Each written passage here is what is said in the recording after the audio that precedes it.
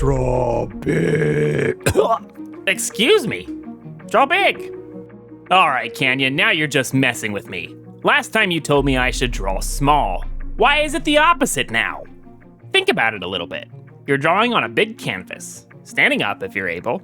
There's nothing getting in the way of moving your arm or your pencil or your whole body to make big sweeping marks on that blank space. You're not straining to hold your sketchbook, nor trying to avoid bumping your knee, nor having to crouch over a small drawing surface. It's just you and your art. In my video about drawing tiny things, I mentioned that it can be useful for warm-ups, studies, and for retrying anything you feel like you're having trouble with or just want practice on. That's still very useful. It helps you practice your visual skills. Now though, we're talking about the physical aspect of getting those nice smooth marks onto the page. I know I say this a lot, but it's worth repeating. When you draw with your shoulder, your lines will be steadier and you'll build up more confidence in your work. The same applies when you also draw big. You can physically lean into some of the marks that you make and really move your shoulder, or even your whole body around. I know it sounds a little silly in your head, but it's one of those things that you really must try to notice how it helps you. You'll be able to make more lively curves and motions much more easily on a big canvas. And of course, repeated practice of this will help you as you move back to regular size drawings too. Big canvas doesn't mean expensive. This is where our friend called smooth newsprint comes in. This is a cheap form of paper, usually recycled, that often comes on a roll.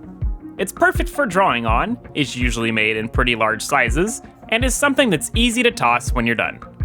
You'll usually find this at art shops, but it's not hard to find online either. If you're going to an art shop, there might also be some big sketch pads there. See if those are cheap. Usually newsprint is cheaper. Just make sure you get smooth newsprint. Rough can be good for some mediums, but most drawing will be more fun on smooth.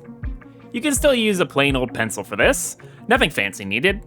If you want to really play around with it, see if you can find some of those stupid thick pencils with big chunky leads, or use something chunky like charcoal. It's fun. I think it feels really nice using them on paper too. But use whatever you enjoy, that's all that matters.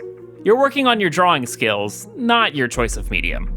Those of you primarily focused on a digital workflow are probably gonna be wondering how to go about this.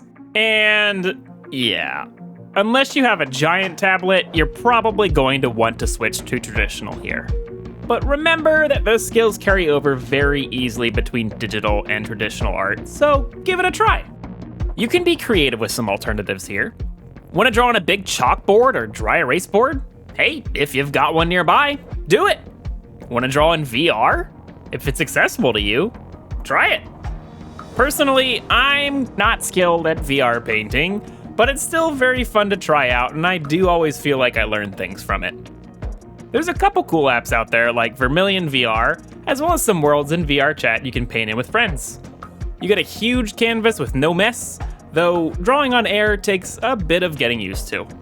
Like other art strategies, you don't have to do this. You can keep drawing things at a normal size for your paper or tablet.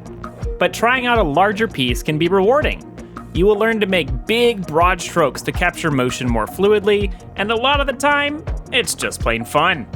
Maybe go give it a shot today. Try it out. Be bold, be big, be brilliant. Bye-bye. Look at this funky coaster. It goes well with this awesome mug.